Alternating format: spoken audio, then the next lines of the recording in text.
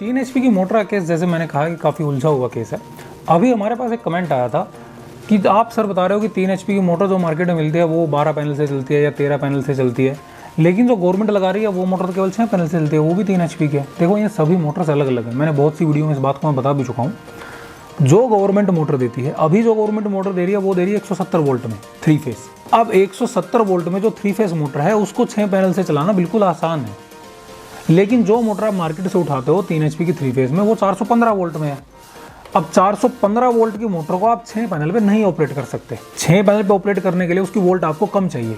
अब जो गवर्नमेंट दे रही है मोटर उसकी वोल्टेज ऑलरेडी कम होती है, क्योंकि गवर्नमेंट जो इन चीज़ों पे काम करती है, जब वो टेंडर निकालती है तो टेंडर निकालने में वो डालती है भाई ये चीज़ें आपको देनी है, तो उस हिसाब से फिर कंपनी भी मैन्युफैक्चर करती है, क्योंकि गवर्नमेंट का टेंडर है, बड़ा ऑर्डर होता है तो कंपनियाँ उसको बना भी देती हैं।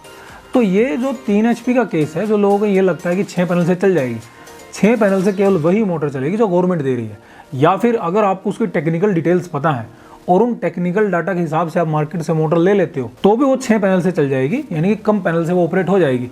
लेकिन अगर आपको मोटर का डाटा नहीं पता या मोटर के बारे में आपको ज़्यादा जानकारी नहीं है तो उस केस में आप ये सोच लो कि 3 HP की गवर्नमेंट लगा रखी है वो 6 पैनल से चल रही है, मैं भी 3 HP की मोटर ले आता हूँ वो भी हमारी 6 पैनल से चल जाएगी।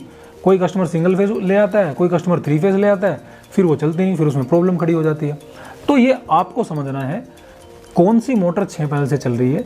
उसके लिए बहुत सी वीडियो हमारे चैनल पर आपको मिल भी जाएंगी, लेकिन आपको ये देखना है कि किस मोटर को आपको लेना है, कितने पैनल आपके पास हैं, उसके हिसाब से पूरी ऑपरेटिंग सेट होती है।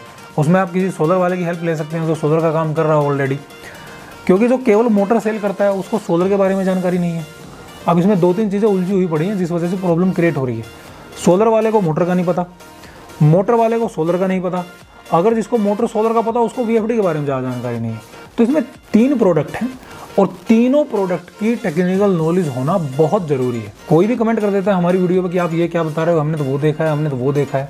प्रैक्टिकली जब आप टेक्निकली इन चीज़ों को समझोगे तब आप समझ पाओगे कि एक्चुअल में कौन सी मोटर कितने पैनल से चलेगी, कौन सा उसमें VFD लगेगा, क्या उसका एक्चुअल सॉल्यूशन रहने वाला।